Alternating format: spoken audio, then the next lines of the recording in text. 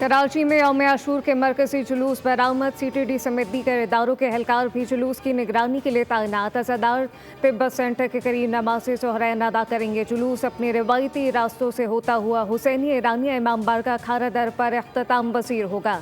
यौम आशूर के मरकजी जुलूस की सिक्योरिटी के लिए फुल प्रूफ इंतजाम किए गए।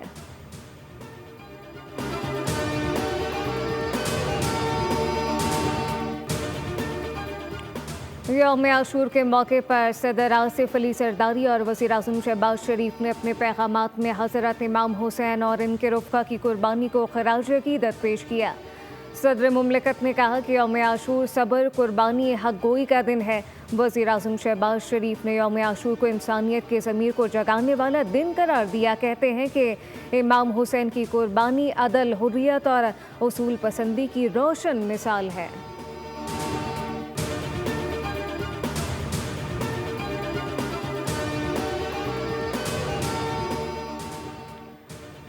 भारत को पाकिस्तान के हाथों शिकस्त फाश हुई। भारत रोना चाहे तो मसीत रो ले, सबने मिलकर मारा। वज़ीर दिफा ख्वाजा आसिफ कहते हैं कि मोदी सरकार अपनी नाकामी छुपाने के लिए झूठ पर झूठ बोल रही है। भारत का बयानिया मिट्टी में मिल चुका। जंग में सिर्फ इसराइल इसके साथ खड़ा था। राफेल तैयारे गिराने के लिए चीन का असलहा इस्तेमाल हुआ, लेकिन जंग पाकिस्तान ने खुद लड़ी और भारत को इसकी औकात याद दिला दी।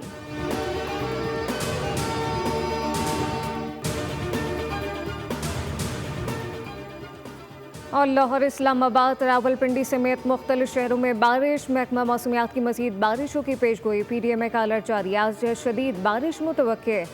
जुलूसों के शुरका को एहतियाती तदाबीर की हिदायत। सबात में लैंडस्लाइडिंग और सैलाबी सूरत हाल का खदशा। महकमा मौसमियात के मुताबिक मुल्क में मानसून बारिशों का दूसरा स्पेल आइंदा चंद रोज़ तक जारी रहेगा। कराची के मुख्तलिफ इलाकों में बारिश। MA रोड, गुरु मंदिर और जमशेद रोड पर बादल बरस पड़े।